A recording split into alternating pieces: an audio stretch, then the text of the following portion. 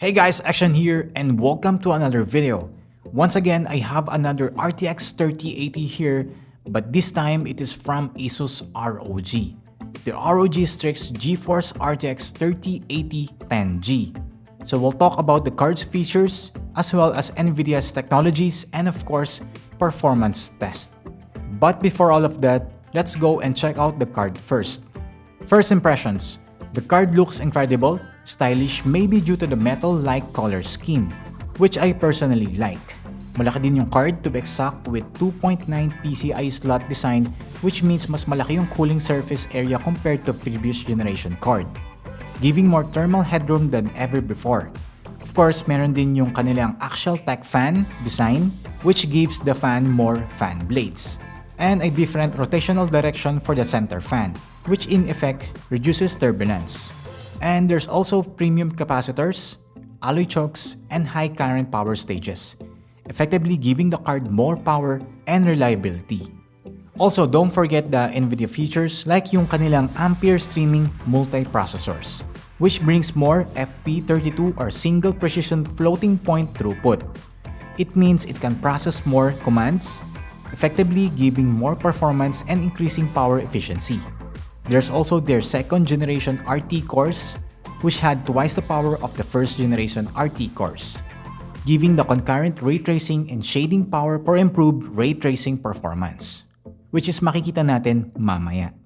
And finally is yung third gen tensor cores, which again, generational improvement that gives twice the throughput than the previous gen, improving AI algorithm performance such as DLSS and now supporting resolutions up to 8K. There's also some new ones like Nvidia Reflex, pero we'll highlight it later. Other card features include the metal backplate, 3 8-pin PCIe power connector, and the Aura Sync RGB compatible light bar on the side.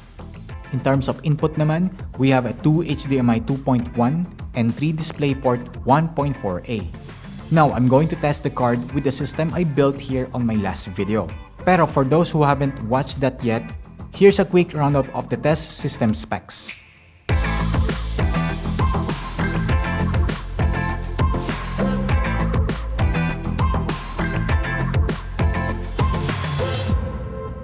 So for the performance test, we have the ASUS ROG Strix GeForce RTX 3080 tested on 1080p and 1440p on 3 games, which is yung Cyberpunk 2077, Call of Duty Black Ops Cold War, and Valorant. All games are tested with RTX features on and DLSS on, as well as turned off. First is with Cyberpunk 2077. Here, with the RTX set in Ultra and DLSS features set in Quality, we're averaging around 70 to 80 FPS at 1440p, which is understandable given the fact that this game is graphically intensive. So in order to give RTX on FPS a boost, maybe we can set the DLSS settings to either performance or ultra performance, pero it will cause us some visual quality. As you can see here, you can also tweak some of the ray tracing features on this game. Turn on or turn them off if you like according to your preference. So here's a quick RTX on, RTX off comparison, as well as RTX on with DLSS set to balance, RTX on with DLSS off, and both RTX and DLSS turned off. Again, all in 1440p.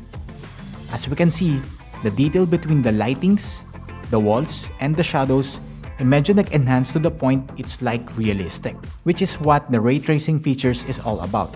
The effect and difference are better shown on dark environments with light glows, I think. On 1080p naman, I've noticed na wala masyadong effect ang scaling down ng resolution when it comes to FPS. I don't know why, pero maybe it has something to do with scaling of the game. Of course, with RTX turned on, there's a dip in FPS, pero Nvidia DLSS feature will come to the rescue para pataasin yung FPS mo. Next is yung Call of Duty Black Ops Cold War, where we have much better FPS when RTX features are enabled. Here we can get an average of 100 FPS easily on 1440p with RTX features enabled. Enabling DLSS also give you around 20 or more FPS depending on the preset you choose, like quality, performance, and ultra performance. As we can see here, At first, medyo mahirap hanapin yung difference but as you look closely, you can see the details changing when turning ray tracing on and off. On 1080p, we can easily get higher frame rates on this card. No-brainer na yon. So here's 1080p with RTX features on and DLSS set to quality, performance, and ultra performance. And all RTX features turned off. As you can see, there's some change in detail, especially when you set the DLSS mode to ultra performance. Otherwise, it's all the same. Finally, on the game test, we have Valorant, which is much lighter game out of all we tested here. On 1080p, we can easily get FPS of more than 400, which makes the card more than enough for this game. And on 4040p, here's the game performs in terms of FPS count. There's no DLSS support for this time in Valorant, pero hindi na kailangan yun dahil sa performance nito when it comes to RTX cards. So instead of RTX features, which is also missing on Valorant, we'll be talking about Nvidia's new feature called Reflex instead, which is ideal for games like Valorant. So what is Nvidia Reflex?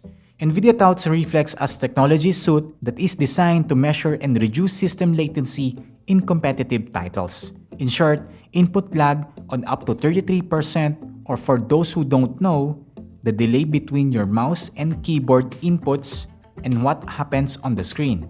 That makes Valorant and similar FPS games the ideal candidate for Nvidia Reflex because of the competitive nature that lies between. Mas mabilis ang input, mas accurate ang pag-target sa mga kalaban. Another good news for Reflex is that it is widely supported, including those who are on the GeForce 900 series and newer cards. Going back to the graphics card, for me, the ASUS ROG Strix GeForce RTX 3080 is something that is very nice in terms of design and performance. Well built and designed as we expect from ROG Strix line of products. The size may look like hefty, pero I think for its power, okay lang siya.